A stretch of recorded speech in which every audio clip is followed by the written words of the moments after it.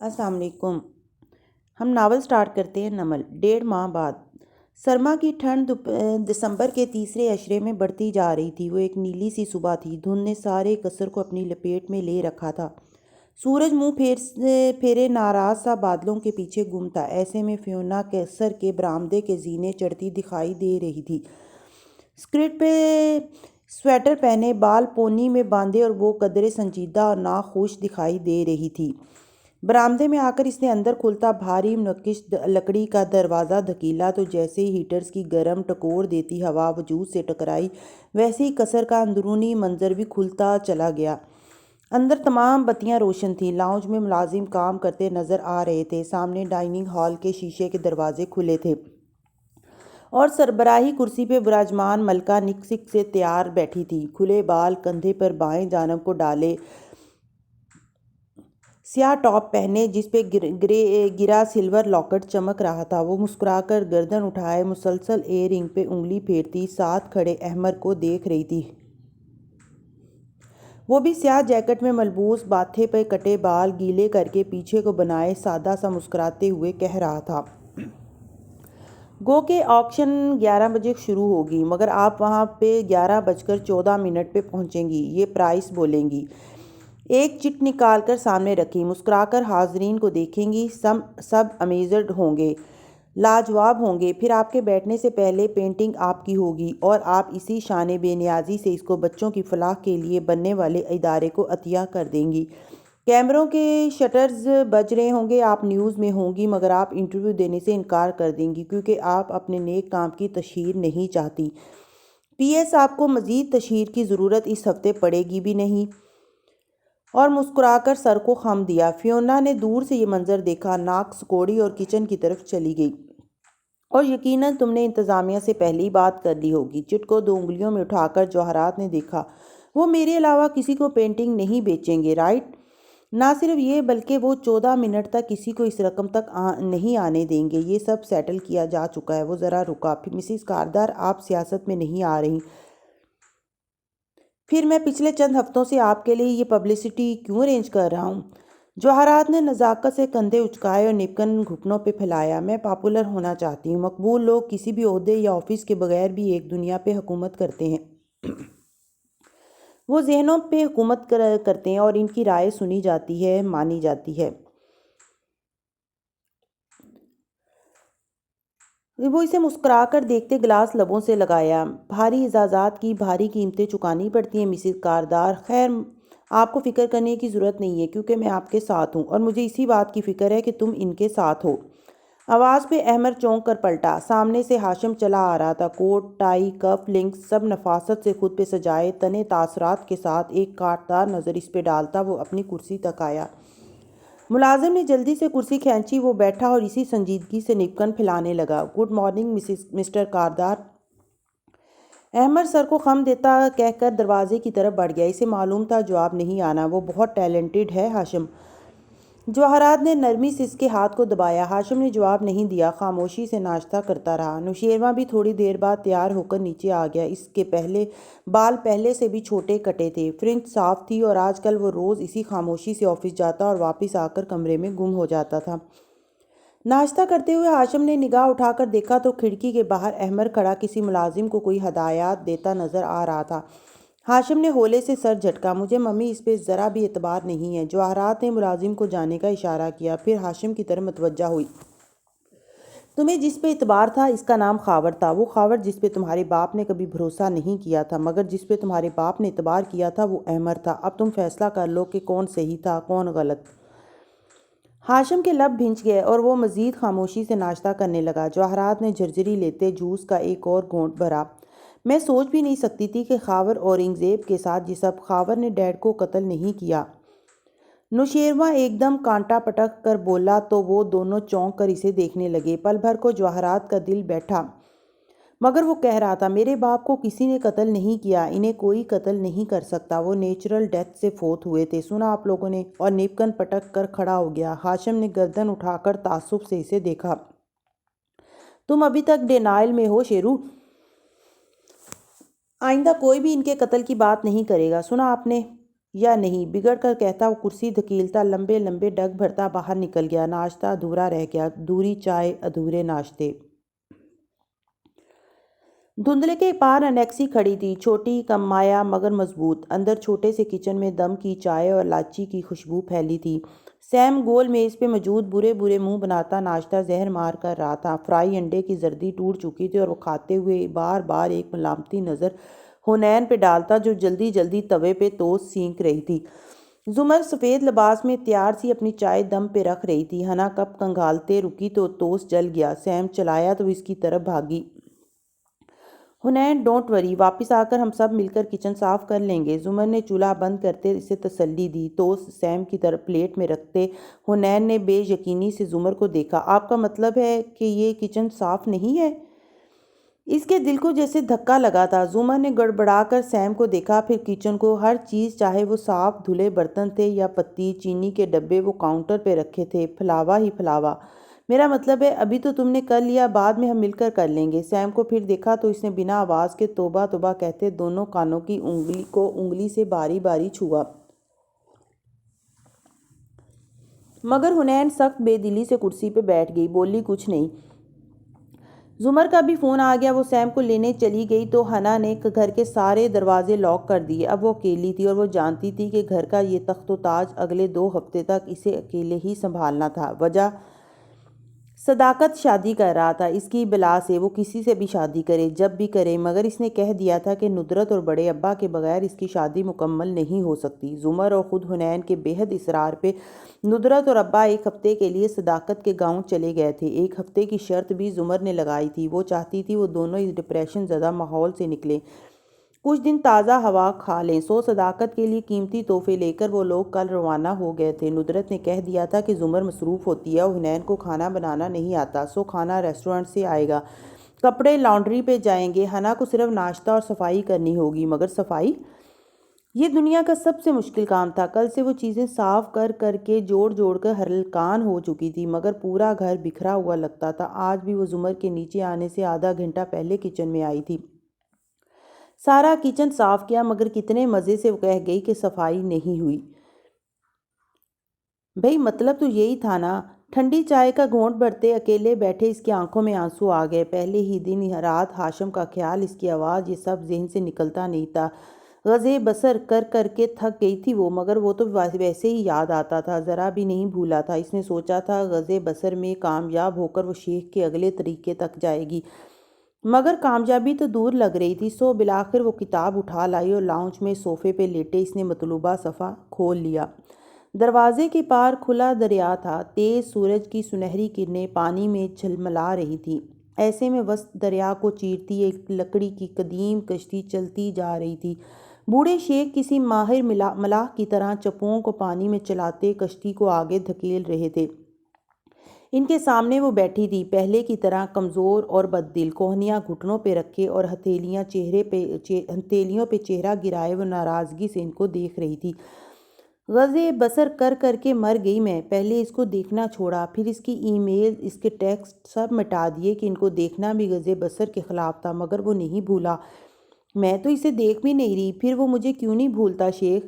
شیخ نے آہستگی سے گیلے چپو نکال کر کشتی کے اندر رکھے۔ ہوا ہولے سے خود ہی سنہرے پانی پہ کشتی کو آگے بڑھانے لگی۔ تمہارے زمانے میں لڑکی سب سے مہلک بیماری کون سی ہے؟ ڈینگی، فوراً بولی، پھر گڑبڑائی، سوری، کینسر، سرطان۔ تو اگر سرطان کا مریض اپنی بیماری بھول جائے تو کیا تندرست ہو جائے گا؟ لیں، بیماری بھولنے سے کون شفا یاب ہو سکتا ہے؟ تو میری بیٹی مریض کیسے ٹھیک ہوگا؟ جسم سے سرطان کے نکلنے سے یا یادداشت سے سرطان کا خیال نکالنے سے؟ اور جب وہ ٹھیک ہو جائے گا تو کیا وہ سرطان کو بھول جائے گا؟ وہ ایک عجیب انکشاف کا لمحہ تھا۔ ہنا نے دم بخود ان کو دیکھتے نفی میں سر ہلایا۔ نہیں، اسے ساری عمر سرطان یاد رہے گا، لیکن اگر وہ تندرست ہو چکا ہے تو وہ یاد اسے تکلیف نہیں دے گی۔ تو کیا مجھے اپنے محبوب کو بھولنے کی ضرورت نہیں؟ وہ بے یقین تھی۔ بھولے بغیر موو آن کرنا، یہ کیسا علاج تھا؟ وہ تمہیں کبھی نہیں بھول سکتا، تم بھولنے کی کوشش ترک کر دو۔ علاج تم نے اپنے دل کا کرنا ہے، یادداشت کا نہیں۔ اسے دل سے نکالنا ہے، دماغ سے نہیں۔ اس مقام تک آنا ہے جہاں اس کی یاد پہ تم بے حس ہو جاؤ، تمہیں فرق پڑنا ختم ہو جائے، نہ نفرت ہو نہ محبت۔ حنا کا دل جیسے ایک دم خالی ہو گیا، ٹکر ٹکر ان کا چہرہ دیکھنے لگی۔ مگر یہ کیسے ہوگا؟ اس کے لیے پہلے تمہیں محبت کو سمجھنا پڑے گا۔ انہوں نے چپو اٹھا لیے اور پھر سے پانی میں چلانے لگے۔ کشتی کی رفتار تیز ہوئی۔ سنہری کرنوں سے چمکتا پانی اب تنگ ہوتا جا رہا تھا، گویا دریا کے دو دہانے قریب آ رہے تھے۔ دونوں اطراف میں اگا سبزہ بھی گھنا اور گنجان تھا، اور اس کو سمجھنے کے لیے پہلے عشق اور محبت میں فرق کرنا سیکھو لڑکی۔ دریا مزید تنگ ہو کر کسی نہر میں بدلتا جا رہا تھا، وہ جیسے شام سے دور ایمیزون کے جنگلات کے درمیان بہتی کوئی نہر تھی۔ مجھے پتہ ہے، وہ جلدی سے بولی۔ پہلے پسندیدگی ہوتی ہے، پھر محبت، پھر عشق، پھر جنون، پھر دیوانگی۔ شیخ کے تاثرات دیکھ کر وہ چپ ہوئی۔ وہ افسوس سے مگر مسکراتے ہوئے نفی میں سر ہلا رہے تھے۔ یہ درجے تمہارے ملک میں رائج ہوں گے، مگر جس زبان سے تمہاری زبان نکلی ہے اس میں معاملہ ذرا مختلف ہے۔ محبت درمیان میں نہیں ہے، بلکہ محبت کے یہ سب درجے ہیں۔ محبت خود کوئی درجہ نہیں ہے۔ تو کتنے درجے ہیں محبت کے؟ 7۔ سنو گی؟ وہ مسکرائے۔ کشتی اب اس سرسبز تنگ نہر کے درمیان داخل ہو چکی تھی۔ وہاں جا بجا کنول کے پھول پانی پہ تیرتے دکھائی دے رہے تھے۔ سورج گھنے درختوں کے درے میں چھپ گیا تھا۔ ٹھنڈی میٹھی سی چھایا ہر سو چھا گئی تھی۔ محبت کا پہلا درجہ علاقہ ہے، کیونکہ اس میں انسان کا اپنے محبوب سے تعلق قائم ہوتا ہے۔ علاقے کے بعد الصبابہ ہے۔ اس میں انسان کا دل پورے دل کے ساتھ محبوب کی طرف جھک جاتا ہے اور اس کے سحر میں گھر جاتا ہے۔ تیسرا درجہ الغرام ہے۔ قرآن میں پڑھا ہوگا تم نے، بلا شبہ اس کا عذاب لازم ہونے والا ہے۔ سو الغرام میں محبت قلب کے اندر ہمیشہ کے لیے لازمی طور پر جا بیٹھتی ہے اور اس سے نکل نہیں پاتی۔ وہ ذرا دیر کو سانس لینے رکے۔ پھر عشق ہے، محبت کی ایک انتہا۔ اور ایک بات کہوں، برا تو نہیں مانو گی؟ نہیں تو یہ کیا تمہارے ملک کے لوگوں نے اللہ اور اس کے رسول صلی اللہ علیہ وآلہ وسلم کے ساتھ عشق کا لفظ جوڑنا شروع کر دیا ہے؟ تمہاری زبان جس زبان سے نکلی ہے اس میں عشق کا لفظ مرد عورت کی ایسی محبت کے لیے استعمال ہوتا ہے جو معتبر نہیں سمجھی جاتی۔ اس لفظ میں شرافت نہیں ہے۔ خود سوچو، کبھی کہہ سکتی ہو کہ اپنے ماں باپ سے عشق ہے تمہیں؟ عجیب لگتا ہے۔ اللہ کی محبت کے لیے، رسول اکرم صلی اللہ علیہ وآلہ وسلم کی محبت کے لیے یہ لفظ قطعاً درست نہیں۔ آہستہ بولیں، کسی ٹی وی پہ مداری نماز سوڈا اسکالر نے سن لیا نا تو مجھے الٹا لٹکا دے گا۔ آپ کو کیا پتا آج کل عاشق رسول کے ٹائٹل کی ٹی وی پہ کتنی ڈیمانڈ ہے؟ شیخ نے مسکرا کر آہ بھری۔ کسی اور کو اگر حق بات کہنے پہ کسی ملامت گر کی ملامت کی پرواہ ہے اور وہ غیر جانبدار رہنا چاہتا ہے تو رہے، مگر نہ میں غیر جانبدار رہوں گا، نہ غلط چیز کو روکنے کے لیے کسی ملامت یا فتوے کی پرواہ کروں گا۔ عربی ادب کے ماہرین اور اہل زبان سے جا کر پوچھ لو، اور نہیں تو قرآن پڑھنے والوں سے پوچھ لو، اللہ نے اپنے اور رسول کے لیے محبت کا لفظ استعمال کیا یا عشق کا؟ میں تمہارے ملک کے مفتیوں اور عاشقوں سے نہیں ڈرتا۔ جو لفظ مجھے اللہ کے رسول نے نہیں سکھایا، جو لفظ ایک اچھا لفظ، ایک شریف لفظ نہیں سمجھا جاتا، میں اس کو اللہ اور رسول کے ساتھ جوڑنے کی مخالفت کرتا ہوں، اور مجھے کسی ملامت گر کی ملامت کی پرواہ نہیں ہے۔ ابن کیمپ والا حوصلہ اور جگر میرے اندر نہیں ہے، اس لیے ہم آگے چلتے ہیں شیخ۔ اس نے موضوع کی طرف توجہ مبذول کروائی۔ وہ سر جھٹک کر چپو چلانے لگے۔ کشتی تیزی سے پانی کو چیرتی تیرنے لگی۔ عشق کے بعد شوق ہے، یہ دل کے اس سفر کا نام ہے جو پوری تیزی سے محبوب کی طرف شروع کیا جائے۔ پروردگار عالم کے متعلق اس کا اطلاق ہوتا ہے۔ اللہ کو معلوم ہے کہ اس کے دوست اس کی ملاقات کا شوق رکھتے ہیں، اس لیے اس نے ایک وقت مقرر کر دیا ہے کہ جب وہ لوگ جو اپنے دکھوں اور مسئلوں میں صرف اسی سے مدد مانگا کرتے تھے، وہ اس وقت اس سے ملاقات کر لیں گے اور ان کے دل میں موجود جذبہ محبت کو قرار ملے گا۔ پانی پہ چمکتے کنول کے پھول خود بخود ایک طرف ہٹ کر کشتی کو راستہ دینے لگے۔ اس کے بعد التیتم، یعنی کہ انسان اپنے محبوب کی عبادت کرنے لگ جائے۔ محبوب کی عبادت کرنے والا اس کا عبد یعنی غلام بن جاتا ہے۔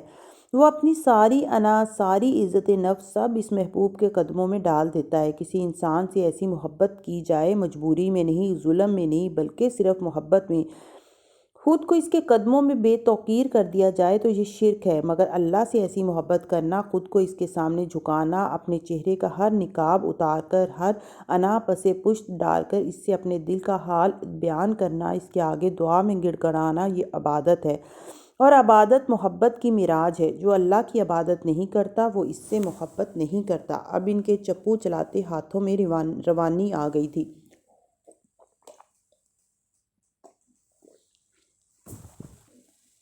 ہوا بھی ٹھنڈی ہو رہی تھی۔ دریا نہر کی مانند درختوں کی تنگ گلی سے گزر کر آگے بڑھتا ہی جا رہا تھا۔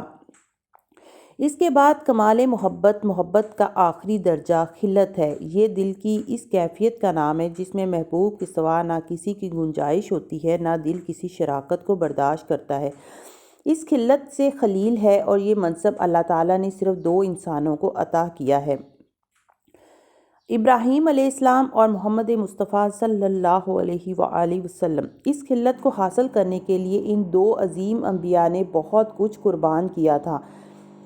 ہم اس مقام تک نہیں پہنچ سکتے، مگر التیتم یعنی عبادت تک تو پہنچ سکتے ہیں نا، جیسے اس سے تسلی دی۔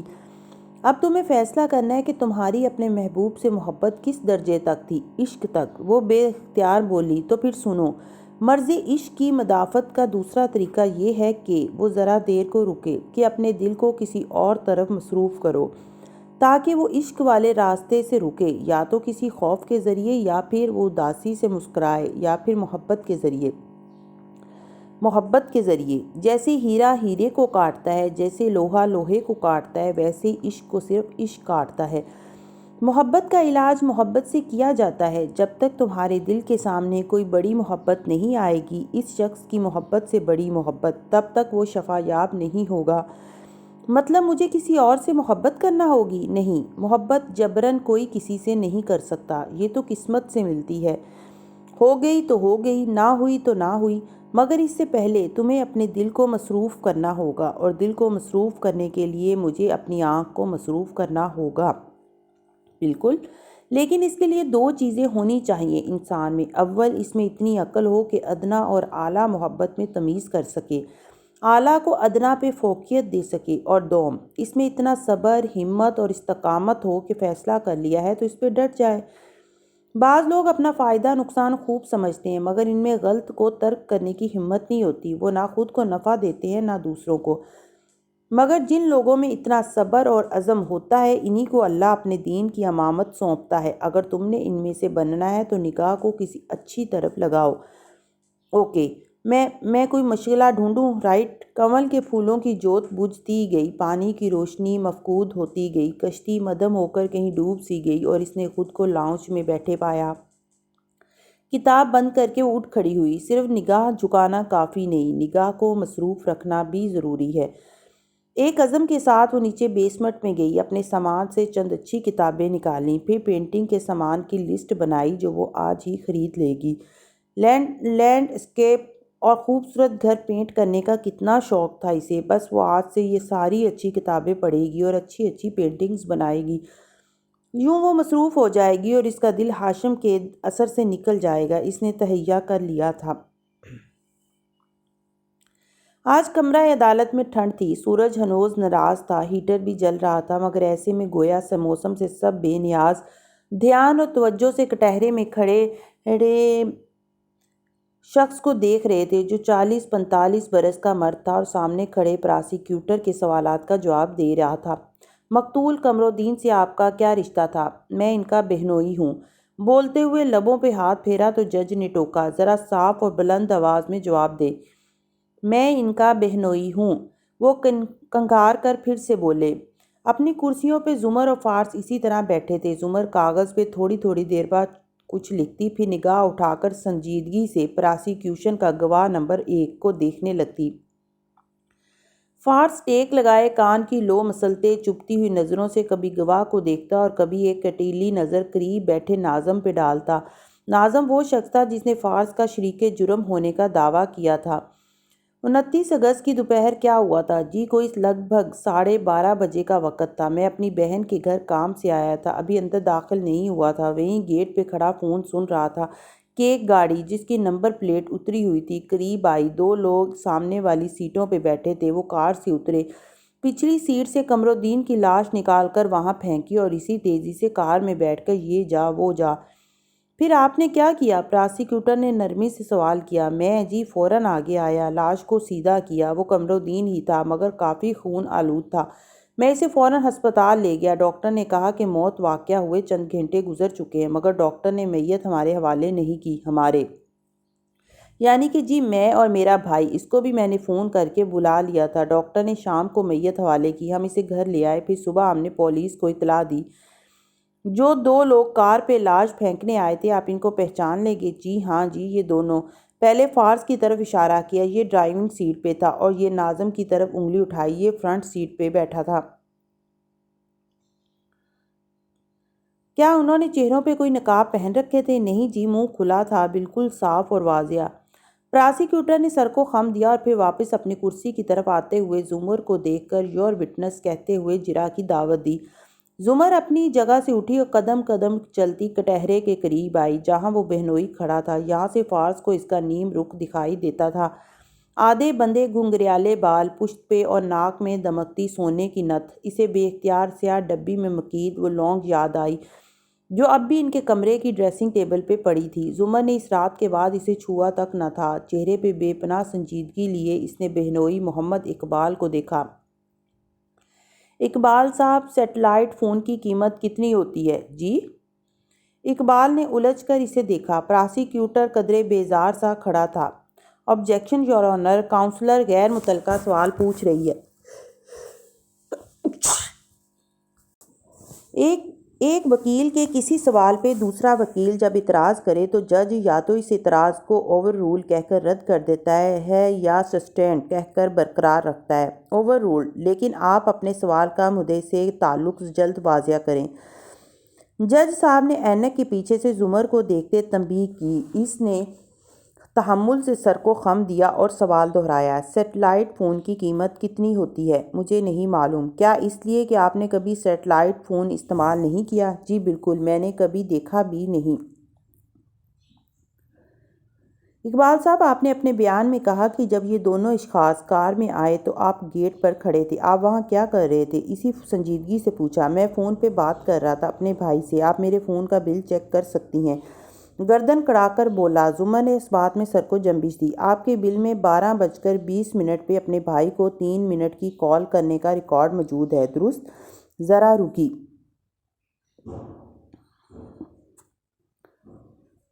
لیکن اس نے پروجیکٹر اسکرین کی طرف اشارہ کیا جہاں قمرالدین کے گھر کی تصاویر پراسیکیوٹر نے ڈسپلے کر رکھی تھی۔ وہ سڑک جہاں لاش پھینکی گئی، وہ گیٹ جہاں بہنوئی کھڑا تھا، لیکن قمرالدین کے گھر کے سامنے ایک لڑکیوں کا اسکول ہے۔ کیا آپ نے یہ دیکھ رکھا ہے؟ پراسیکیوٹر ابرو بھینج کر آگے ہو کر بیٹھا اور توجہ سے سننے لگا۔ فارس کا بھی کان کی لو کو مسلتا ہاتھ رک گیا، آنکھیں سکڑیں۔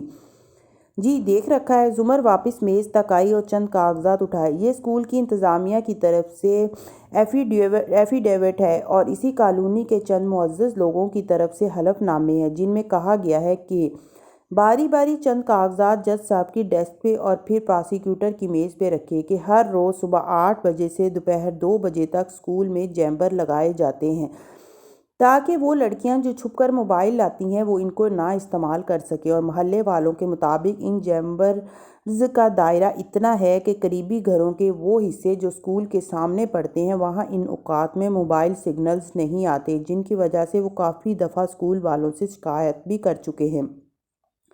سو اقبال صاحب، میں یہ نہیں سمجھ سکی کہ اس گیٹ پہ جہاں میں خود 12:20 پہ جا کر موبائل سے کال کرنے کی کوشش میں ناکام ہو چکی ہوں، وہاں آپ موبائل پہ اتنی لمبی گفتگو کیسے کر سکتے ہیں؟ اللہ یہ کہ آپ کے پاس سیٹلائٹ فون تھا۔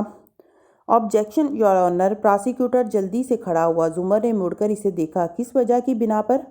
کاؤنسلر غیر متعلقہ بات کر رہی ہیں یور آنر۔ اس گواہ کے مطابق یہ 12:20 پہ اس گیٹ پہ موجود تھا، صرف تب ہی یہ کار پہ آنے والوں کی شکلیں دیکھ سکتا ہے، لیکن اگر وہاں سگنل نہیں آتے تو پھر یہ ثابت ہوتا ہے کہ گواہ اس وقت وہاں موجود نہیں تھا اور وہ فون اس نے کسی اور جگہ پہ سنا تھا۔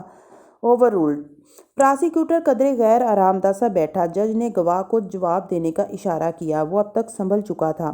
میرا خیال ہے میں نے بات گھر کے اندر کی تھی، وہاں سگنل آتے ہیں، اور میں بات کر کے باہر آیا تھا تو میں نے دیکھا کہ آپ کو یہ یاد نہیں کہ آپ نے بات کہاں کی، آپ کو یہ یاد نہیں کہ آپ وہاں کیوں کھڑے تھے، مگر آپ کو یہ یاد ہے کہ ان دونوں کی شکلیں کیسی تھیں، اور یہ کہ ان کی کار کی نمبر پلیٹ غائب تھی۔ اسی سنجیدگی سے وہ پوچھ رہی تھی، دیکھیں کافی دن گزر چکے، آپ فوراً قمرالدین صاحب کو ہاسپٹل لے کر گئے تھے۔ بات کاٹ کر اس نے اگلا سوال داغا۔ گواہ نے سر اس بات میں ہلایا، جی ہاں۔ اور ان کے میڈیکل معائنے کے وقت آپ وہاں موجود تھے؟ جی۔ تو پھر کیا وجہ ہے کہ قمرالدین چودھری کی میڈیکو لیگل رپورٹ پہ جو دوست رشتہ دار کا کھانہ ہوتا ہے، اس میں اس شخص کا نام لکھا جاتا ہے جو طبی معائنے کے وقت ساتھ ہو، وہ کھانہ خالی کیوں ہے؟ اس نے رپورٹ کی ایک کاپی جج اور پراسیکیوٹر کے سامنے رکھی۔ تیسری گواہ کے ہاتھ میں تھی۔ گواہ نے تھوک نگلا، سر اٹھا کر پراسیکیوٹر کو دیکھا۔ وہ کاغذ پڑھتے ہوئے تیزی سے اٹھا، یور آنر، ڈاکٹر سے بھول چوک ہو سکتی ہے۔ اتنے مریضوں کی موجودگی میں اکثر ڈاکٹرز اس کھانے کو پر کرنا بھول جاتے ہیں۔ 2 مریض، 2 لاشیں اور 2 رپورٹس۔ وہ مزید چند کاغذ میز سے اٹھا کر لائی اور جج صاحب کے سامنے رکھے۔ 29 اگست کو ڈاکٹر سعادت نے قمرالدین چودھری کے علاوہ مزید 2 لاشوں کی میڈیکل لیگل رپورٹ تیار کی تھی۔ ان دونوں میں دوست رشتہ دار کا کھانا بھرا ہوا ہے۔ اگر ڈاکٹر کو وہاں یاد رہا تو اسے یہاں کیوں بھول گیا؟ یا پھر گواہ کے سامنے کھڑے ہو کر مسکرا کر اسے دیکھا، آپ وہاں موجود ہی نہیں تھے، بلکہ آپ کو پراسیکیوشن نے رٹی رٹائی کہانی یاد کرنے کو کہا ہے۔ فارس ہلکا سا مسکرایا۔ یہاں سے ابھی تک زمر کا نیم رخ دکھائی دے رہا تھا، مگر اس کا انداز، اس کی نرم سی سختی سے خود بھی نہیں پتا تھا کہ وہ مسکرا رہا ہے۔ Objection your owner. پراسیکیوٹر غصے سے بولا، اور جج صاحب نے فوراً سسٹینڈ کہتے ہوئے زمر کو تنبیہی نظروں سے دیکھا بھی تھا، مگر وہ دونوں ہاتھ اٹھا کر وِدڈران کرتی واپس کرسی پہ جا بیٹھی۔ مجھے مزید کوئی سوال نہیں کرنا، مگر میں گواہ کو دوبارہ بلا کر جرا کرنے کا حق محفوظ رکھنا چاہتی ہوں۔ اب وہ عدالت کو اطلاع دے رہی تھی۔ فارس نے مسکراتے ہوئے کچھ کہنے کے لیے لب کھولے، مگر پھر رک گیا اور مسکراہٹ دبا لی۔ ابھی وہ وقت نہیں آیا تھا کہ وہ اس کی تعریف کرتا۔ سندھ میں ایک طویل عرصے کی تعیناتی کے بعد اس کو بالآخر اپنے شہر میں واپس بلا لیا گیا تو وارث خوش تھا۔ اس کے خیال میں فارس کے کیریئر سے کلنک کا ٹیکہ اتر گیا تھا اور اس کی ترقی کے چانسز بڑھ گئے تھے، مگر اس کی خوشگمانی چند ہفتوں میں ہی ختم ہو گئی، اور فارس کے کلیگ سے ملنے کے بعد وہ سیدھا قصر کاردار کی انیکسی میں آیا تھا۔ اب میں نے کیا کیا ہے؟ اس نے فریج سے سافٹ ڈرنک کے 2 کین نکالتے ہوئے مسکرا کر پوچھا تھا۔ پھر سیدھا ہو کر پلٹا تو دیکھا وارث کا گلاسز کے پیچھے سے اس کو تندھی سے گھور رہا تھا۔ مسئلہ یہ کہ اس دفعہ تم نے کچھ نہیں کیا، تم میرے باس کی طرح باتیں کیوں کرتے ہو؟ ایک کین اس کی طرف اچھالا اور دوسرا کھول کر خود صوفے پہ آ گرا۔ وارث نے سختی سے لب بھینچے، کین میز پہ پٹخا اور اس کے سامنے بیٹھا۔ تمہارے سامنے ایک شخص گن لہراتا ہوا بھاگ گیا، تم نے اس پہ گولی نہیں چلائی؟ اس نے ایک بچے کو یرغمال بنا رکھا تھا، اس کی گردن پہ پستول رکھ کر، اس کو ڈھال بنا کر وہ کھڑا تھا۔ میں بچے کی زندگی کو خطرے میں نہیں ڈال سکتا تھا، اور کین لبوں سے لگائے گھونٹ بھرا۔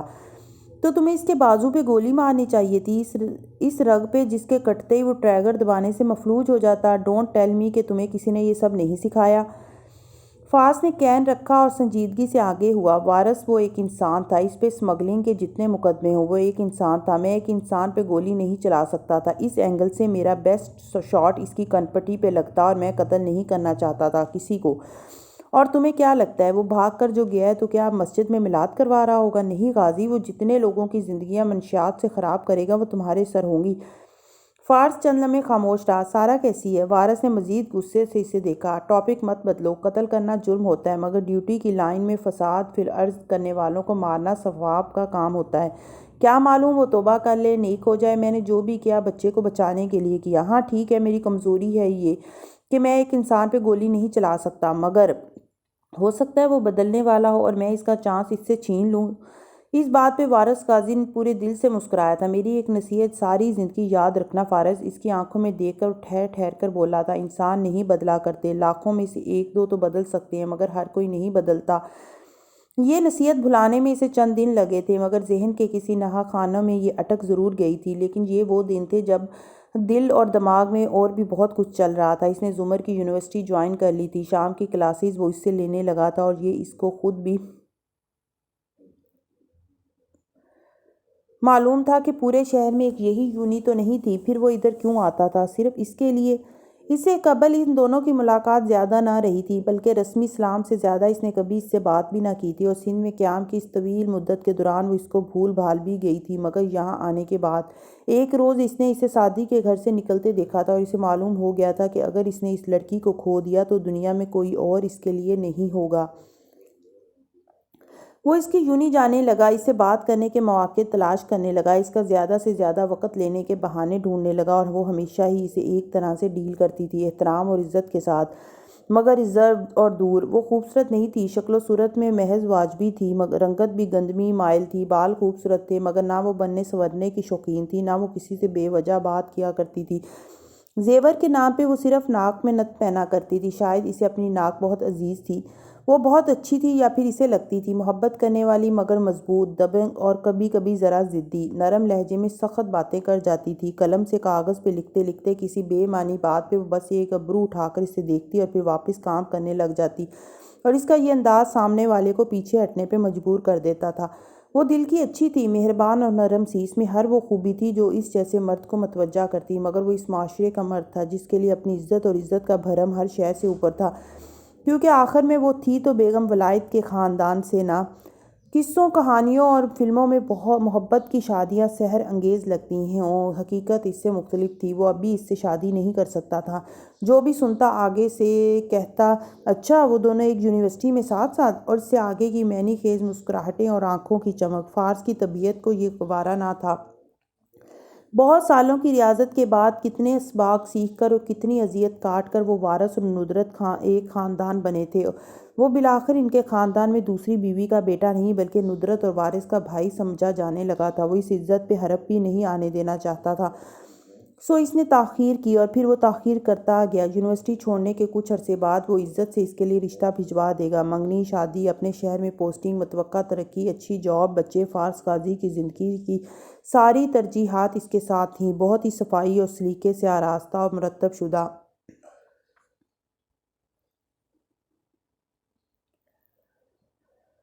شیشوں سے ڈھکی عمارت کے اندر سورج کی نرم گرم کرنیں گر رہی تھیں۔ سیکرٹری حلیمہ اپنے ڈیسک کے پیچھے کھڑی ہاشم سے بات کر رہی تھی، جو فون پہ بٹن دباتا ذرا دیر کو اس کی بات سننے کے لیے رکا تھا۔ سر آپ ٹھیک ہیں؟ حلیمہ نے رک کر پوچھا تو ہاشم نے نگاہ اٹھا کر اسے دیکھا۔ گرے سوٹ اور گرے ویسٹ میں ملبوس، بال پیچھے کو جیل سے بنائے، وہ ہمیشہ کی طرح ہینڈسم لگ رہا تھا، مگر اس کی آنکھیں بے خوابی کا شکار لگتی تھیں۔ تھینک یو حلیمہ، میں ذرا اوور ورکڈ ہوں۔ پھر ٹھہر کر پوچھا، خاور کا کچھ پتہ چلا؟ نہیں سر، اس کی وہی ای میل آئی تھی مجھے کہ کچھ دن کے لیے وہ روپوش ہو رہا ہے، پولیس اس کے پیچھے ہے، اس کے بیٹے کو بھی اس کا یہی میسج ملا ہے، وہ بھی مجھ سے کئی بار پوچھ چکا ہے۔ آپ کو نہیں پتا؟ نہیں، مجھے اس نے کچھ نہیں بتایا۔ ہاشم نے افسوس بھری لاعلمی سے اشانے اچکائے اور اندر کی طرف بڑھ گیا۔ رئیس اس کا منتظر تھا۔ دروازہ بند کرتے ہوئے اس کے سامنے آیا۔ ہاشم نے کرسی پہ بیٹھتے ہوئے اس پہ ایک سنجیدہ نظر ڈالی۔ پروگریس سر، ہر طرح کی ٹارچر تکنیک استعمال کر چکے ہیں، وہ نہیں اعتراف کرتا، بہت سخت جان ہے، میں جانتا ہوں۔ ہاشم نے لیپ ٹاپ کھولتے ہوئے سر کو خم دیا۔ اس کو کڑی نگرانی میں رکھو اور مزید کوشش کرو۔ مجھے اس شخص کا نام چاہیے جس کے کہنے پہ اس نے میرے باپ کو مارا ہے، یا اگر وہ اکیلا کام کر رہا تھا تو مجھے اس کا موٹیو سننا ہے۔ بغیر وجہ کے کوئی کسی کو قتل نہیں کرتا، آپ جاؤ۔ ابرو سے اشارہ کیا اور پھر انہی تنے تاثرات کے ساتھ اسکرین کی طرف متوجہ ہو گیا۔ سر، فارس قاضی کا 2 دفعہ پیغام آیا ہے، وہ آپ سے۔ ہاں مجھے یاد ہے، اگلے ہفتے میں جاؤں گا اس سے ملنے۔ مصروفیت اور قدرے بیزاری سے کہہ کر وہ کام کرنے لگا۔ رئیس سر ہلا کر مڑ گیا، اور ہزاروں میل دور سمندر کنارے بنے ہوٹل کے تہہ خانے میں مستعد گارڈز اسی طرح اپنی جگہوں پہ کھڑے تھے، پتھر جیسے چہرے بنائے، چاق و چوبند اور الرٹ۔ تبھی سعدی کے کمرے کا دروازہ کھلا اور وہ باہر نکلتا دکھائی دیا۔ اس کے ہاتھ میں چائے کا خالی مگ تھا جو اس نے باہر میز پہ دھرا۔ پھر سنجیدہ چہرے کے ساتھ گارڈز کی طرف آیا۔ مجھے اس سے ملنا ہے۔ یہ اجازت اسے چند دن پہلے سے ہی ملنے لگی تھی، سو گارڈ سر ہلا کر اسے راہداری میں آگے لے آیا۔ ایک دوسرے کمرے کا لکڑی کا دروازے کو کوڈ دبا کر کھولا تو سعدی نے اندر قدم رکھا۔ پیروں میں نرم سلیپر، اوپر جینز پہ ہلکی جرسی شرٹ پہنے وہ تندرست و توانا لگتا تھا۔ اس کے برعکس دوسرے قیدی کا حال مختلف تھا۔ اس کے ہاتھ اور پیر جڑی ہتھکڑیوں سے بندھے تھے جن سے لٹکتی زنجیریں دیوار میں نصب تھیں۔ زمین پہ بیٹھا دیوار سے ٹیک لگائے وہ آنکھیں موندے ہوئے تھا۔ چہرے اور گردن پہ زخموں کے نشان اور پرانے کپڑوں پہ لگے کٹ اور خون کے دھبے بند آنکھوں کے گرد نظر آتے نیل۔ سعدی نے بالکل بے تاثر نگاہوں سے اس کا چہرہ دیکھا تھا۔ ہیلو خاور۔ خاور نے نیل آنکھیں کھولیں اور اس کی شیو بڑی ہوئی تھی اور ہونٹ پہ بھی خون جمع تھا۔ آنکھوں میں برہمی اور چبھن لیے اس نے سعدی کو دیکھا۔ کیا دیکھنے آئے ہو؟ یہی کہ میں زندہ ہوں یا نہیں؟ پھر ہلکا سا مسکرایا اور نفی میں سر ہلایا۔ میں اتنی آسانی سے مرنے والا نہیں ہوں بچے۔ تمہیں کیا لگتا ہے کہ تم میرے اوپر الزام لگا کر ہاشم کو مجھ سے بدظن کر دو گے؟ ایسا کبھی نہیں ہوگا۔ پھر اٹھا، درد کی ٹیسیں اٹھی مگر ضبط کر کے وہ سیدھا سعدی کے سامنے کھڑا ہوا۔ میں تمہاری ساری گیم سمجھ گیا ہوں، پہلے دن سے سمجھ گیا تھا۔ تم ہاشم اور مجھے توڑنا چاہتے ہو میں قید میں مر جاؤں اور تم ہاشم کو تنہا کر کے مارو۔ ڈیوائیڈ اینڈ رول، ہے نا؟ سعدی ہلکا سا مسکرایا، بولا کچھ نہیں۔ اس کی گردن پہ سرخ خراش کا مندمل نشان اب بھی موجود تھا۔ کوئی 4 روز قبل اسے پہلی دفعہ خاور سے ملاقات کی اجازت ملی تھی تو خاور نے اپنی زنجیر کو اس کی گردن میں لپیٹ کر اسے مارنے کی کوشش کی تھی، جسے بروقت گارڈز نے ناکام بنا دیا تھا۔ وہ اس کو دیکھتے ہی بکنے جھکنے لگتا تھا۔ آج جیسے اونچا بولنے سے وہ اکتا چکا تھا سو آواز نارمل رکھی تھی۔ کہا تھا میں نے ہاشم کو، سعدی یوسف فرشتہ نہیں ہے۔ کہاں گیا تمہارا اسلام، تمہارا دین، جب تم مجھ پہ ناکردہ گناہ کا الزام لگا رہے تھے؟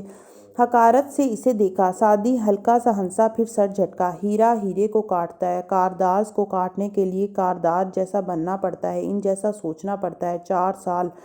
انگوٹھا اندر کر کے 4 انگلیاں اس کو دکھائیں۔ 4 سال میں نے قانون، وکیلوں، عدالتوں کے ساتھ تعاون کر کے انصاف حاصل کرنے کی کوشش کی ہے، مگر نہ میں فارس قاضی کو قانونی طریقے سے نکال سکا، نہ وہ مجھے نکال سکے گا۔ سو جو قانون انصاف نہیں دے سکتا وہ ہاتھ نہیں کاٹ سکتا۔ اس لیے بہت سادہ طریقہ ہے انتقام لینے کا۔ ہاشم کو تمہارے خلاف بھڑکا کر تمہیں اسی کے ہاتھوں سے مروا دوں۔ وہ سانس لینے کو رکا۔ خاور اسی طرح غصے اور نفرت سے اسے دیکھ رہا تھا۔ مگر میں یہ سب انتقام کے لیے نہیں کر رہا، اس لیے تمہیں مروانے کا کوئی فائدہ نہیں۔ خاور کے ابرو بھنچے، وہ ذرا چونکا تھا۔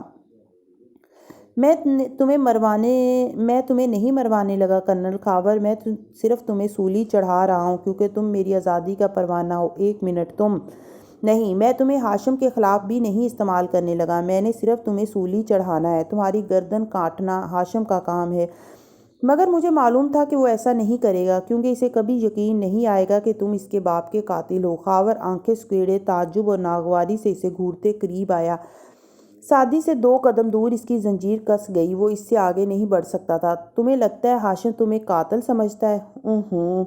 لڑکے نے مسکراتے ہوئے نفی میں گردن ہلائی۔ وہ شک میں ہے، اسے صرف ایک چیز تمہارے قاتل ہونے کا یقین دلا سکتی ہے اور وہ ہے تمہارا اقبال جرم، جو میں کبھی نہیں کروں گا۔ مگر تمہاری اقبال جرم نہ کرنے سے وہ تمہاری بے گناہی ہی مان ہی نہیں رہا۔ میں نے کہا نا وہ شک میں ہے، اگر یقین ہوتا اسے تو وہ تمہیں اب تک مار چکا ہوتا۔ صرف ایک چیز اس کو تمہاری بے گناہی کا یقین دلا سکتی ہے اور وہ ہے میرا اقبال جرم کہ میں نے تم پہ الزام لگایا۔ تمہارے بار بار بیان بدلنے سے تمہاری کریڈیبلٹی ختم ہو جائے گی۔ جب میں اسے اصل قاتل کا نام بتاؤں گا تو تم بری ہو جاؤ گے۔ میں نے تمہیں صرف سولی پہ چڑھانا تھا، سزائے موت نہیں دینی۔ مجھے معلوم تھا ہاشم تمہیں مارے گا نہیں بلکہ تمہیں اپنی بہترین جیل میں قید کر دے گا، یوں تم میرے پاس آ جاؤ گے۔ تم میری آزادی ہو خاور۔ میں نے اتنے مہینے سوچا کہ مجھے یہاں سے کون نکالے گا، فارس، سمر، میری بہن، کوئی دوست، مگر نہیں۔ مسکرا کر کہتا وہ 2 قدم قریب آیا اور انگلی سے خاور کے سینے پہ دستک دی۔ مجھے یہاں سے تم نکالو گے اور میں تمہارے حق میں گواہی دے دوں گا، ہم دونوں آزاد ہو جائیں گے۔ خاور نے سختی سے اس کا ہاتھ جھٹکا۔ Over my dead body Saadi Yousuf, وہ اس کو گھورتے چبا چبا کر بولا۔ اگر مجھے آزاد ہونا ہوتا تو پہلے دن ہی ہو جاتا۔ یہ جیل میں نے بنائی ہے، اس کے ہر راز سے میں واقف ہوں، مگر مجھے اپنے مالک سے بھاگنا نہیں ہے، مجھے اس کے پاس واپس جانا ہے۔ میں اور تم کبھی ساتھ کام نہیں کریں گے رہے تم اپنی معصومیت کھوتے جا رہے ہو، تم بھی وہی بنتے جا رہے ہو جن سے تم نفرت کرتے تھے۔ میری آفر محدود مدت کے لیے ہے۔ ایک استہزائیہ نظر خاور پہ ڈال کے وہ مڑ گیا۔ دروازہ کھٹکھٹانے پہ گارڈ کی صورت نظر آئی تو خاور بے اختیار چلانے لگا۔ مجھے ہاشم کاردار سے بات کرنی ہے، میری ان سے بات کرواؤ۔ کیا تم نے سنا نہیں میں کیا کہہ رہا ہوں؟ سعدی باہر نکل آیا۔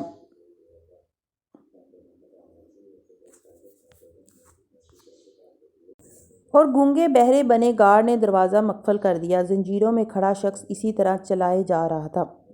کس طرح لوگ اٹھ کر چلے جاتے ہیں چپ چاپ، ہم تو یہ دھیان میں لاتے ہوئے مر جاتے ہیں۔ کورٹ روم میں ٹھنڈ اور خنقی آج بھی موجود تھی۔ ڈریس پینٹ اور کوٹ میں ملبوس احمد شفیع نے آہستہ سے دروازہ کھولا تو اندر سب کو خاموشی سے کٹہرے میں کھڑے شخص کا بیان سنتے پایا۔ وہ دبے قدموں چلتا آیا اور زمر کے ساتھ بیٹھے فارس کے دائیں جانب آ بیٹھا۔ سوری، مجھے دیر ہوگی۔ معذرت خانہ مسکراہٹ کے ساتھ فارس کے قریب سرگوشی کی۔ فارس کا غازی کٹہرے کی طرف دیکھ رہا تھا۔ سفید شلوار قمیض کے اوپر براؤن کوٹ پہنے وہ سنجیدہ اور سپاٹ نظر آ رہا تھا۔ آواز پہ گردن موڑ کر ایک گہری نظر احمد پہ ڈالی۔ اچھا، مجھے لگا تم عجلت میں ہو۔ احمد نے بیٹھتے ہوئے چونک کر اسے دیکھا۔ کیا مطلب؟ فارس نے نگاہ اس کے پورے وجود پہ ڈالی۔ سلک شرٹ، ڈیزائنر واچ، بدلا ہوا سیل فون، اتنی جلدی اتنا کچھ احمد؟ میں ترقی کر رہا ہوں۔ کیا تمہیں خوشی نہیں ہوئی؟ اسے تعجب ہوا تھا۔ تم کارداز کے پاس کام کرنے لگے ہو۔ وہ میرے رشتہ دار ہیں، میں ان کو جانتا ہوں، اس لیے کتنے ہفتے سے تمہیں نصیحت کر رہا ہوں کہ ان کے سرکل سے نکل آؤ ورنہ تمہیں اپنے جیسا بنا لیں گے۔ احمد کے چہرے پہ ناگواری بھری بے بسی ابھری۔ وہ جواباً کچھ کہنا چاہتا تھا مگر زمر نے کہہ کر ٹوکا تو وہ دونوں خاموش ہو گئے۔ فارس سنجیدگی اور احمد ناخوشی سے سامنے دیکھنے لگا جہاں پراسیکیوٹر ناظم سے سوال کر رہا تھا۔ 28 اور 29 اگست کی درمیانی شب کیا ہوا تھا؟ عدالت کا مطلع کیجیے۔ میں کار لے کر اس فیکٹری تک پہنچا جہاں غازی نے مجھے آنے کے لیے کہا تھا۔ وہ فیکٹری خالی، ویران اور عرصے سے بند پڑی تھی۔ میں نے کار باہر روکی ہی تھی کہ اندر سے گولی چلنے کی آواز آئی۔ میں بھاگ کر اندر آیا تو دیکھا کہ قمرالدین اسی کرسی پہ بندھا پڑا ہے جیسا میں صبح اس کو چھوڑ کر گیا تھا، اور سامنے فارس غازی کھڑا ہے۔ اس نے پستول اس پہ تان رکھا ہے۔ قمرالدین کی گردن ایک طرف لڑکی ہوئی تھی اور غازی نے اسے کنپٹی پہ گولی ماری تھی۔ میں نے اس سے پوچھا کہ تم نے اسے کیوں مارا؟ مارنا تو پلان میں شامل نہیں تھا۔ تو اس نے کہا کہ اس نے مجھے نازیبا باتیں کہی تھیں جن پہ مجھے غصہ آ گیا اور میں نے اسے پھڑکا دیا۔ میں نے پوچھا کیسی باتیں؟ تو اس نے نہیں بتایا۔ پھر ہم سوچتے رہے کہ لاش کو کیسے ٹھکانے لگائیں۔ اس نے کہا کہ مقتول کے گھر پھینک آتے ہیں۔ میں ڈر گیا مگر اس نے مجھے راضی کر لیا اور مجھے وہاں انتظار کرنے کو کہا۔ پھر وہ چلا گیا اور دوپہر کو واپس آیا۔ پھر اس نے کہا کہ لاش کو کار میں ڈالو۔ میں نے کہا میں اسے ہاتھ بھی نہیں لگاؤں گا۔ اس نے خود ہی لاش کو گھسیٹا اور گھسیٹتے ہوئے کار میں جا کر ڈالا۔ پھر ہم دونوں کار میں بیٹھ کر قمرالدین کے گھر گئے۔ لاش پھینکی تب ایک شخص جو اس کا بہنوئی تھا باہر کھڑا تھا۔ کیا وہ فون پہ بات کر رہا تھا؟ پراسیکیوٹر نے کہتے ساتھ ایک نظر زمر پہ ڈالی۔ نہیں، اس کے ہاتھ میں فون تھا مگر وہ فون پہ بات نہیں کر رہا تھا۔ زمر خاموش رہی۔ اچھا یہ بتاؤ تم فارس غازی اور مقتول کی جیل کی دشمنی کے بارے میں کیا جانتے ہو؟ میں قمرالدین کے رہا ہونے کے سال بعد آیا تھا جیل میں، مگر میں نے وہاں پہ اپنے ساتھیوں سے سنا تھا کہ آبجیکشن یور آنر۔ زمر نے بیٹھے بیٹھے قلم انگلیوں میں گھماتے آواز بلند کی۔ یور آنر، فارس غازی اور قمرالدین کی دشمنی کے بارے میں کورٹ کو بتانا ضروری ہے تاکہ پوری تصویر واضح ہو سکے۔ پراسیکیوٹر جلدی سے بولا۔ مگر یور آنر یہ غلط ہے، اس نے کہا۔ اس سے سنا آپ اس طرح ٹرائل میں اجازت نہیں دے سکتے۔ جو ناظم صاحب ابھی کہیں گے وہ گواہی نہیں ہے، ثبوت نہیں ہے، بلکہ سنی سنائی بات ہے۔ وہ صرف تب کہی جا سکتی ہے جب استغاثہ عدالت میں ان ساتھیوں کو پیش کرے جنہوں نے ناظم سے یہ بات کہی ہے، مگر چونکہ ایسا کوئی شخص استغاثہ کے گواہوں کی فہرست میں شامل نہیں ہے سو یہ سوال یا اس کا جواب کسی کی بھی اجازت نہیں دی جا سکتی۔ مگر یور آنر، جج صاحب نے ہاتھ اٹھا کر پراسیکیوٹر کو روکا، پھر آنکھیں مسلتے ہوئے چند لمحوں تک سوچا، پھر اس بات میں سر ہلا دیا۔ سسٹینڈ۔ پراسیکیوٹر نے صبر کا گھونٹ بھرا، چند ایک واجبی سوال پوچھے اور واپس آ بیٹھا۔ زمر قلم اٹھا کر اٹھی اور چھوٹے چھوٹے قدم اٹھاتی کٹہرے کے قریب آئی۔ ناظم خاموشی سے اسے دیکھتا رہا۔ آپ کو انگریزی آتی ہے؟ سنجیدگی سے سوال کیا۔ ناظم نے ایک نظر پیچھے بیٹھے پراسیکیوٹر کو دیکھا اور پھر زمر کو۔ جی تھوڑی بہت۔ ڈینگ ڈکلیریشن کیا ہوتا ہے؟ عدالت کو بتائیں۔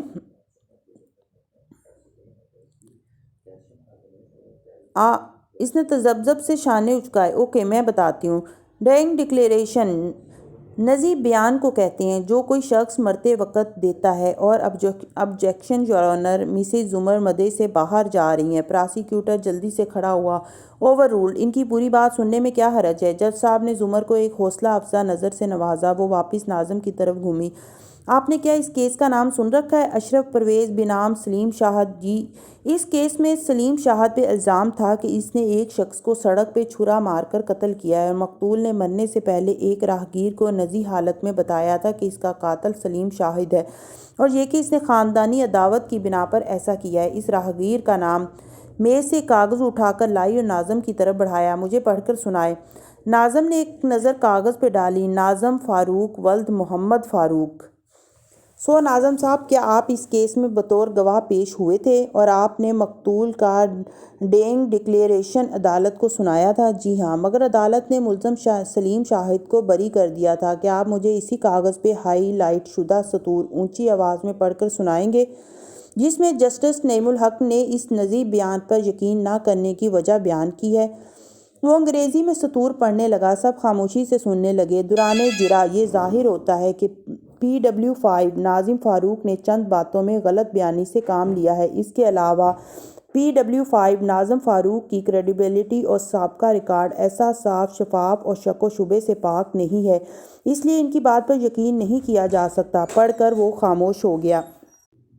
جو شخص ایک معاملے میں جھوٹ بول سکتا ہے، اس کی بات پر کسی دوسرے معاملے میں یقین نہیں کیا جا سکتا۔ یہ الفاظ جسٹس محمد عامر ملک نے 1990 میں صابر بنام سرکار اپیل کیس کے دوران کہے تھے، اور ان الفاظ کی روشنی میں کیا ہم آپ کی بات پر یقین کریں؟ ناظم صاحب۔ یور آنر، مسز زمر ایک اور کیس کو اس کیس کے ساتھ ملا کر گواہ کی کریڈیبلٹی کو ٹھیس پہنچانے کی کوشش کر رہی ہیں۔ اس نے پھر احتجاج کیا۔ زمر نے دونوں ہاتھ اٹھا دیے۔ اوکے فائن، مجھے گواہ کی کریڈیبلٹی کو چیک کرنے دیں۔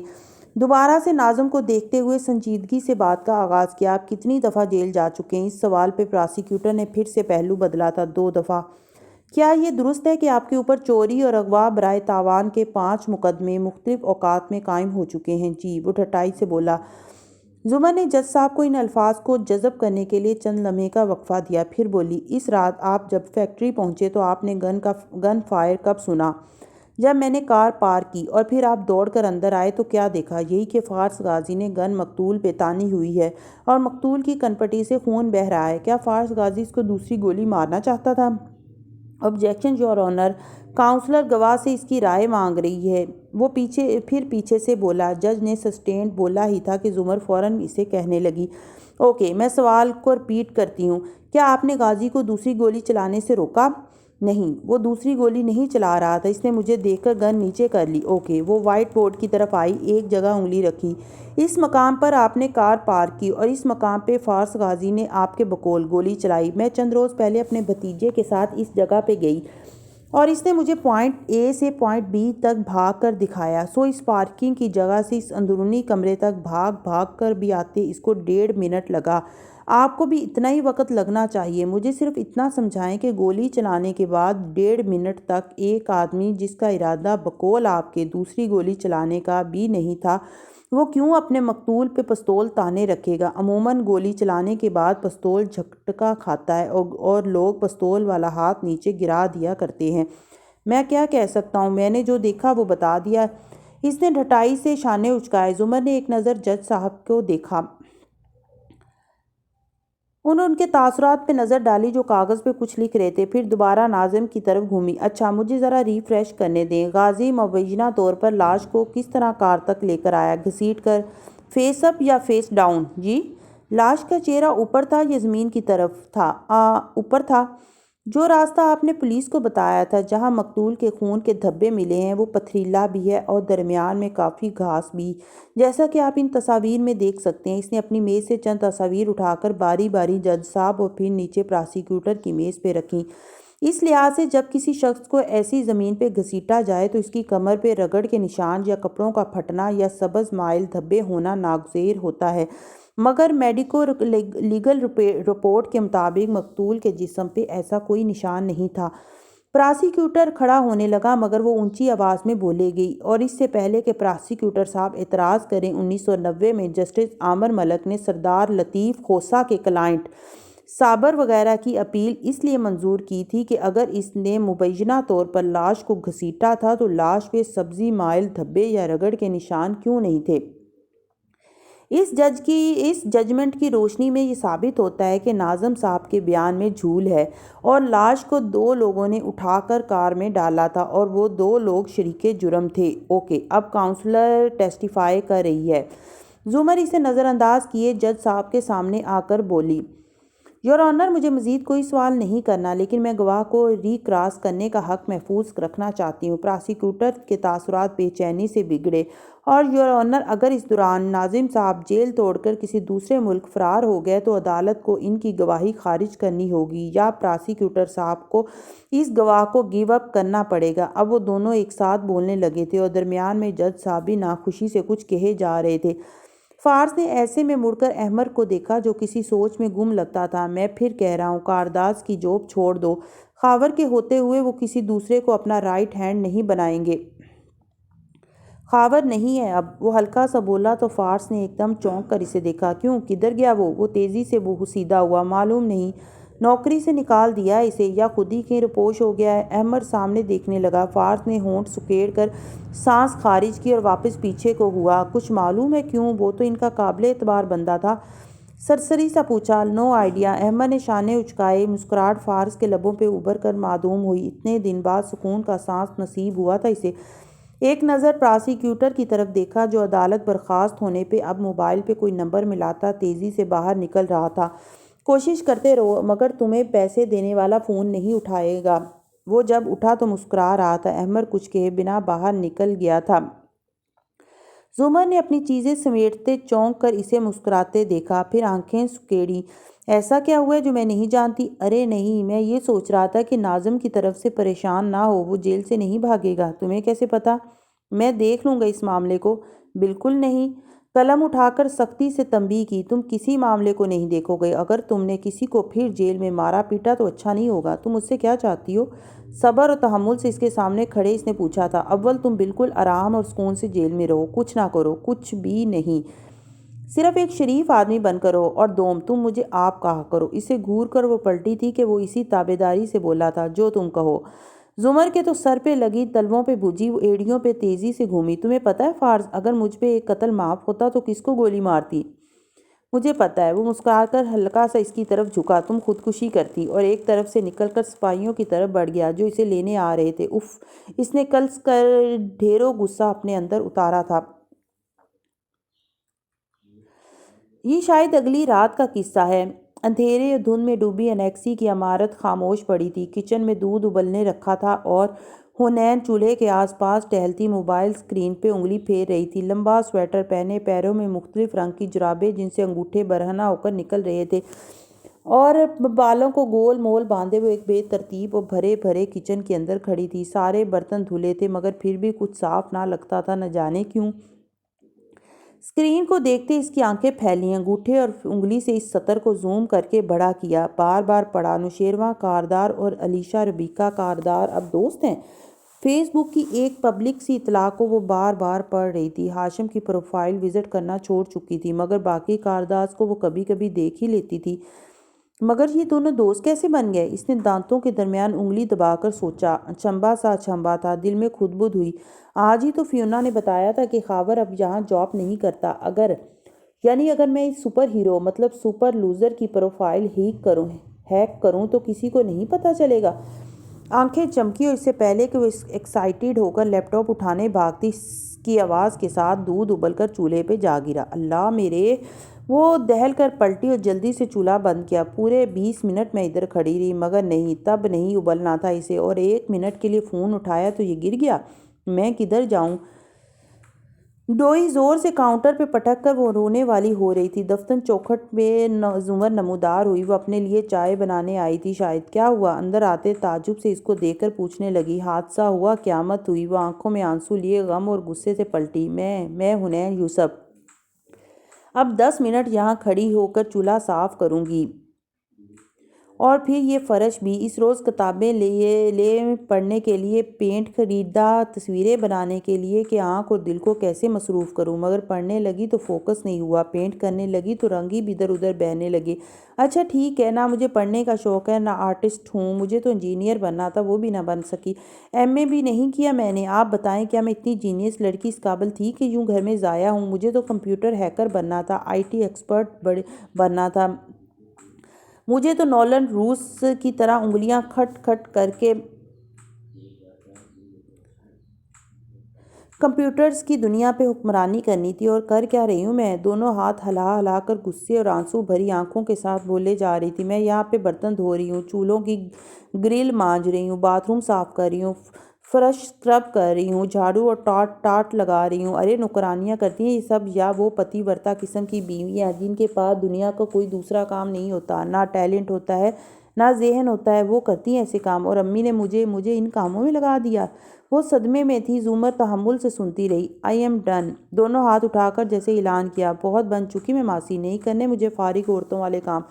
پیر پٹک کر آنسو پونچھتی دھپ دھپ لاؤنج کی طرف بڑھ گئی، اور زمر جس نے یہ ساری تقریر خاموشی سے سنی تھی، بس ہلکی سی سانس لے کر بولی، تو پھر اپنا واٹس ایپ سٹیٹس بھی بدل دو۔ بیسمنٹ کی طرف جاتی حنین رکی، مڑ کر بھیگی آنکھوں میں تعجب بھرے اسے دیکھا۔ کیوں؟ کیونکہ جو آیت تم نے لگا رکھی ہے مجھے اس کا مطلب معلوم ہے، وہ نرمی سے کہتی آستین موڑے چائے کی کیتلی چولہے پہ رکھنے لگی۔ آپ کیا کہنا چاہ رہی ہیں؟ یہی کہ سادی کو اس آیت کے بارے میں بہت سے فلسفے آتے ہوں گے، مگر مجھے اس کا ایک ہی مطلب معلوم ہے، سادہ اور آسان سا مطلب، کہ اللہ نے وحی کی شہد کی مکھی کی طرف، اور اسے کہا کہ وہ اپنا گھر بنائے اور وہ پھولوں پھلوں سے رس چوسے یا آسان رستوں پہ چلے۔ وہ یہ سب اس لیے کرتی ہے تاکہ اپنے گھر واپس آ سکے اور اپنے گھر کو میٹھے اور خوبصورت رنگوں سے بھر سکے، اور پھر اس ساری محنت کا جو نتیجہ نکلے گا، صرف اس میں شفا ہوگی، تمہارے دل کی، کیونکہ دنیا کا سب سے زیادہ شفا بخش مشروب اس گھر میں بنتا ہے جو شہد کی مکھی کا گھر ہے، سب سے خوبصورت، سب سے زیادہ آرگنائزڈ۔ لیکن آف کورس، اس نے شانے اچکائے، یہ تو ماسیوں کم ذہن ہاؤس وائفز والے فضول کام ہیں۔ سو تم اپنی شفا کتابوں اور پینٹنگز اور کمپیوٹرز میں ڈھونڈو، ویسے بھی کل صداقت پلس فیملی آ جائے گا واپس۔ سو تم پریشان نہیں ہو، اور جا کر سو جاؤ کسی بھی ناراضگی کے بغیر۔ وہ مصروف سی دودھ کیتلی میں انڈیل رہی تھی۔ حنین ایک دم بالکل متحیر اور ساکت کھڑی رہ گئی۔ زمر اسے چھوڑ کر چائے بنا کر اوپر آئی۔ اسامہ ندرت والے کمرے میں ٹیب لیے بیٹھا کوئی گیم کھیل رہا تھا، اس کا چارجر صرف اس کمرے کے سوئچ میں چلتا تھا۔ سو وہ اب اکیلی بیڈ گراؤنڈ سے ٹیک لگائے کمبل میں لپٹی، گھٹنوں پہ فائل رکھے چائے کے گھونٹ بھر رہی تھی۔ کپ ابھی آدھا ہوا تھا کہ موبائل بجا۔ اس نے چونک کر دیکھا، غیر شناسا نمبر، کان سے لگا کر مصروف اور محتاط سا ہیلو کہا۔ السلام علیکم مسز زمر، وہ مسکرا کر خوشگوار سے انداز میں بولا تھا، تو زمر نے بے اختیار مگ سائڈ پہ رکھا اور سیدھی ہوئی بھوری آنکھوں میں حیرت ابھری۔ ڈونٹ ٹیل می، تم جیل توڑ کر فرار ہو گئے ہو، اور اگر نہیں تو سیل فون کہاں سے ملا؟ ڈونٹ ٹیل می کہ تمہیں نہیں پتا یہاں کیا کیا مل جاتا ہے؟ وہ رات کے اس پہر ایک تنہا پڑی کوٹھری میں سلاخوں پہ ایک ہاتھ رکھے کھڑا، دوسرے سے موبائل کان سے لگائے مسکرا کر کہہ رہا تھا۔ قدرے فاصلے پہ محتاط سا پولیس اہلکار ادھر ادھر دیکھتا پہرا دے رہا تھا۔ اچھا، اور کیا مل جاتا ہے؟ اس نے مسکرا کر فائل پرے رکھی اور ایک انگلی پہ عادتاً گھنگریالی لٹ لپیٹتے گویا ہوئی، تم سن کر جیلس ہوگی۔ میرا سٹینڈرڈ اتنا نہیں گرا کہ میں جیل میں خفیہ طور پر لائی جانے والی لڑکیوں سے جیلس ہوں۔ ویسے کوئی خاص کام تھا کیا جو تم اپنی کسی دوست کو چھوڑ کر مجھے فون کر رہے ہو؟ استغفراللہ، مذاق کر رہا تھا۔ وہ خفا ہوا، میں سیریس تھی۔ لٹ انگلی پہ لپیٹتے اس نے شانے اچکائے۔ اچھا، کام تو کوئی نہیں تھا، یوں ہی خیریت پوچھنا چاہ رہا تھا۔ ہم ٹھیک ہیں، مزے میں ہیں۔ پھر وہ ذرا اداس ہوئی۔ سعدی نہیں ہے بس۔ وہ لمحے بھر کو خاموش ہوا۔ ایک زمانے میں اسی طرح سعدی کو کال کیا کرتا تھا۔ کچھ یاد کر کے اداسی سے مسکرایا۔ تم ہمیشہ سے ایک دو نمبر انسان تھے۔ وہ ہلکا سا ہنسا۔ زمر کچھ کہنے لگی مگر کھٹکا ہوا۔ وہ چونکی۔ کھڑکی کے باہر بالکنی کی بتی جل رہی تھی، وہاں کوئی سایہ سا تھا۔ وہ گردن اونچی کر کے دیکھنے لگی۔ فارس بھی ٹھہرا۔ کیا ہوا؟ بالکنی میں کوئی ہے؟ وہ ذرا آگے کو ہوئی تو دیکھا وہ ہاشم کا کتا تھا، جو غالباً بالکنی کی بیرونی سیڑھیاں چڑھ کر وہاں آ بیٹھا تھا۔ وہ پرسکون سی ہو کر واپس ٹیک لگاتی بتانے ہی لگی تھی کہ کیا مطلب؟ کون ہے باہر؟ تم اکیلی ہو؟ باقی سب کہاں ہیں؟ وہ ایک دم اتنی تیزی اور پریشانی سے بولا تھا کہ زمر کہتے کہتے رک گئی۔ پھر اس کی آنکھیں چمکیں، مسکراہٹ دبائے ذرا دیر کو رکی۔ ہاں میں اکیلی ہی ہوں، لیکن معلوم نہیں کون ہے، کوئی سایہ ہی ہے۔ کدھر ہے؟ تمہیں وہ نظر آ رہا ہے؟ کھڑکی بند ہے؟ ہاں اب نظر آ رہا ہے۔ رک رک کر فکر مندی سے بتانے لگی، لمبا سا، سانولا سا۔ کھڑکی بند ہے، وہ تیزی سے بولا تھا۔ اس نے کھڑکی کی بند کنڈی کو دیکھا نہیں تو اسی فکر مندی سے سر ہلایا۔ رات کے اس وقت کھڑکیاں دروازے کھول کر بیٹھے ہو تم لوگ؟ کتا اب شیشے پہ پنجے مارنے لگا تھا۔ وہ تنہائی کا شکار لگتا تھا۔ فارس اب وہ کھڑکی پہ کچھ مار رہا ہے، اور جیل میں قید فارس غازی کو ایک دم سر چکراتا محسوس ہوا تھا۔ غصہ، بے بسی، اس کا دماغ سنسنا اٹھا تھا۔ تم فوراً اس کمرے سے نکلو اور نیچے اپنے ابو کے کمرے میں جاؤ۔ حنین، اسامہ کو بھی وہیں بلاؤ اور کمرہ لاک کر لو فوراً۔ پھر پولیس کو کال کرو، بلکہ میں ایک نمبر دیتا ہوں، ادھر کال کرو۔ ہاں دراز میں میری گن ہوگی، اسے نکالو۔ زمر تم میری بات سن رہی ہو؟ وہ اتنا پریشان تھا اور وہ کچھ بول ہی نہیں رہی تھی۔ میں نہیں باہر جا رہی، میں کوئی ڈرتی ورتی تھوڑی ہوں۔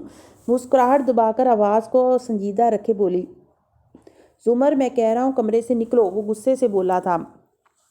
باہر کھڑے اہلکار نے اسے اشارہ کیا، مگر اس وقت وہ کچھ اور نہیں سن پا رہا تھا۔ وہ اپنے خاندان کو کاردارز کے اتنا قریب چھوڑ آیا تھا، وہ کیا کرے؟ میں کیوں نکلوں؟ میں یہی سب کچھ ڈیزرو کرتی ہوں نا۔ تم نے کہا تھا اس رات ریسٹورنٹ میں کہ تم مجھے اسی طرح دیکھنا چاہتے، اور میں لعنت بھیجتا ہوں اس رات پہ۔ اور وہ دبا دبا سا چلایا تھا، مگر اسی لمحے اسامہ دروازہ کھول کر اندر داخل ہوا اور ایک دم حیرت سے بولا، پھپھو یہ ہاشم بھائی کا کتا یہاں کیا کر رہا ہے؟ زمر نے گڑبڑا کر اس کو دیکھا اور پھر فون کو۔ دوسری طرف وہ بولتے بولتے ایک دم چپ ہوا تھا۔ زمر نے آنکھیں میچ لیں۔ سیم کیا کہہ رہا ہے؟ وہ ذرا رک کر بولا، پتہ نہیں، خفت سے بولی اور ساتھ ہی غصے اور خفگی سے اسامہ کو گھورا۔ فاس نے ایک طویل سانس کھینچی، تنے اعصاب ڈھیلے کیے۔ باہر کتا ہے؟ صرف کتا؟ ٹھہر ٹھہر کر پوچھا۔ مجھے نہیں پتا۔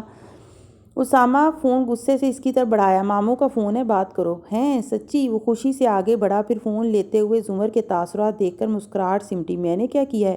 وہ خفگی سے کچھ بڑبڑا کر کمبل تانے لیٹ گئی۔ اسامہ نے حیرت سے فون کان سے لگایا۔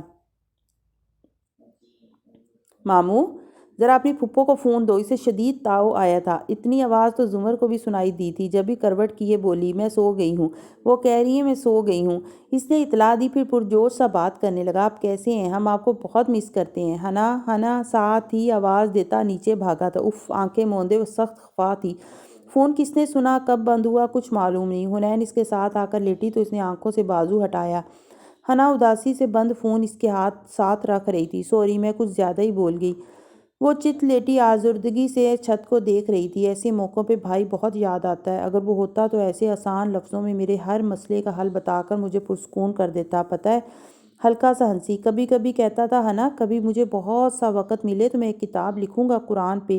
میں نے پوچھا تفسیر لکھو گے؟ کہتا میں کیسے تفسیر لکھ سکتا ہوں، بہت تفاسیر موجود ہیں پہلے سے ہی۔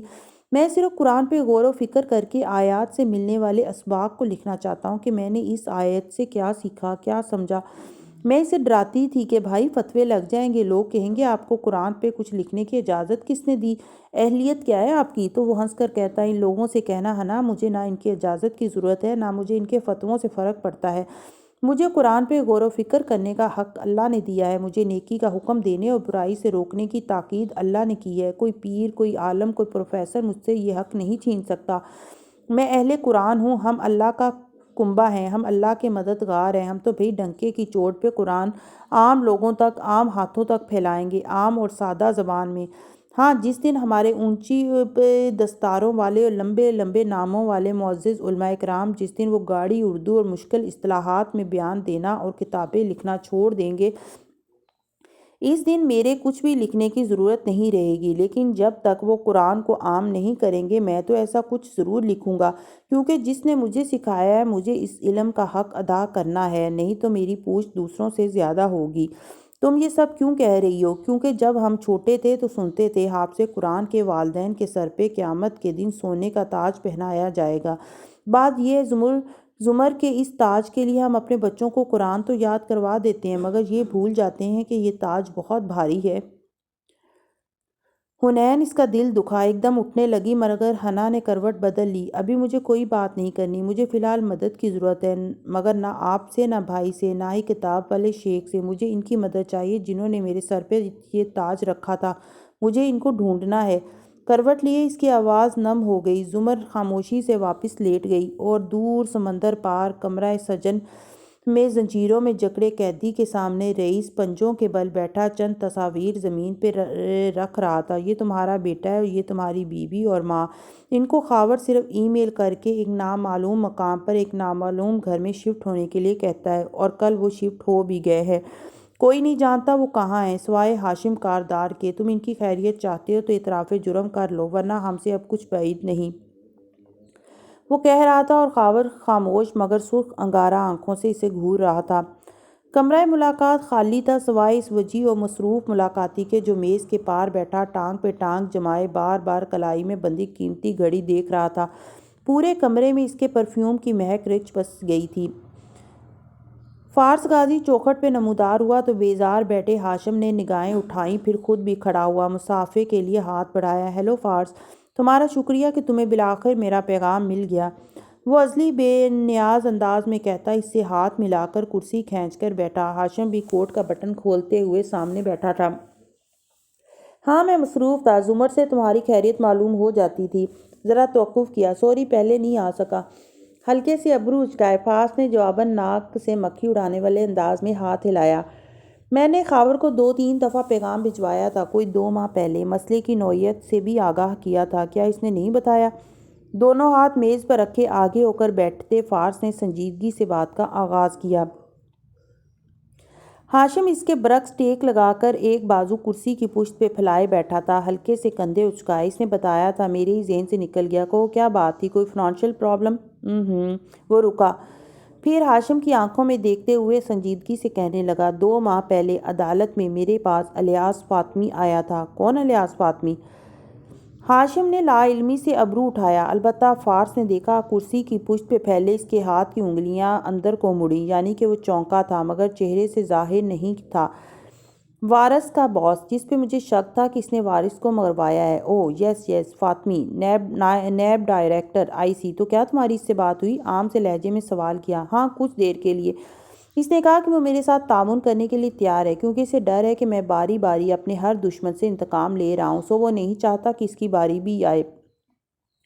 اسے اچانک سے تم سے خوف کیوں محسوس ہونے لگا ہے؟ ہاشم وہ قدرے قریب ہوا۔ میں تمہیں بالکل پسند نہیں کرتا، نہ تم مجھے پسند کرتے ہو، مگر چونکہ یہ بات اس کو معلوم ہو چکی ہے تو تمہیں بھی بتا دیتا ہوں۔ اس نے گہری سانس لی۔ ڈاکٹر ایمن میری سائیکٹرسٹ تھیں، اس نے کورٹ میں میرے خلاف گواہی دی تھی، میں نے اس کا ہاسپٹل جلا دیا۔ ہاشم نے ابرو اٹھایا، کرسی کی پشت سے بازو ہٹا کر قدرے آگے کو ہوا، چہرے پہ حیرت بھری مسکراہٹ ابھری۔ ڈونٹ ٹیل می، لیکن جسٹس سکندر کی ویڈیو میں نے لیک نہیں کی تھی، میرا اس سے کوئی جھگڑا نہیں ہے، اس نے مجھے بری کیا تھا، مگر فاطمی کا خیال ہے کہ میں اس کے پیچھے بھی آؤں گا، اس لیے وہ مجھ سے تعاون کرنا چاہتا تھا تاکہ میں اس کو اور اس کے خاندان کو چھوڑ دوں۔ کیسا تعاون؟ اس نے کہا، وہ مجھے اس شخص کا نام بتانے کو تیار ہے جس کے ہاتھوں اس نے وارث غازی کا سودا کیا تھا۔ دیٹس گڈ، تمہیں اس سے معلومات لینی چاہیے تھی۔ ہاشم نے خوشی کا اظہار کیا۔ اس نے تمہارا نام لیا، کہا کہ تم نے مروایا وارث کو۔ اسی بے نیازی سے ہاشم کو دیکھتے ہوئے بولا۔ ہاشم کی انگلیاں زور سے اندر کو مڑیں مگر چہرے پہ تاثرات ویسے ہی رہے۔ پہلے اس نے دونوں ابرو اٹھائے اور پھر ایک دم ہنس پڑا۔ Like seriously? رکو، ابھی کہانی باقی ہے۔ اس نے یہ بھی کہا کہ تم اور مسز جواہرات منی لانڈرنگ کر رہے تھے پشاور میں کسی دہشت گرد گروپ کے لیے، کوئی میٹنگز وغیرہ تھیں، ان کا ریکارڈ وارث غازی کو مل گیا تھا۔ ہاشم نے ہنستے ہوئے نفی میں سر ہلایا۔ اوکے، تو میں منی لانڈرنگ کے ساتھ قاتل بھی ہوں۔ سو یہ گفتگو کس طرف جا رہی ہے؟ مطلب سیریسلی تمہیں یقین آ گیا؟ فارس ایک دم بیزار ہوا۔ اگر مجھے یقین آیا ہوتا تو کیا میں یہاں بیٹھا تمہیں یہ سب بتا رہا ہوتا؟ تو تمہیں یقین کیوں نہیں آیا؟ ہو سکتا ہے وہ سچ بول رہا ہو۔ مسکراتے ہوئے محظوظ لگ رہا تھا، کیونکہ میں عرصے پہلے نیب کے وہ سارے ریفرنسز چیک کر چکا ہوں جو تمہارے خلاف دائر تھے، وہ سب کرپشن کیسز تھے، اور مجھے یقین ہے تم ان سب میں ملوث ہو۔ ہاشم نے مسکرا کر اس بات نے سر کو خم دیا، مگر وہاں منی لانڈرنگ کا کوئی کیس نہیں تھا۔ دوسری بات، وہ مجھ سے تعاون نہیں کرنا چاہتا تھا، وہ مجھے اپنے ہی خاندان سے لڑوا کر کمزور کرنا چاہتا ہے۔ دیکھو، میرے تمہارے بہت جھگڑے ہوں گے، مگر ہم ایک خاندان ہیں، اس لیے تمہیں میری مدد کرنا ہوگی۔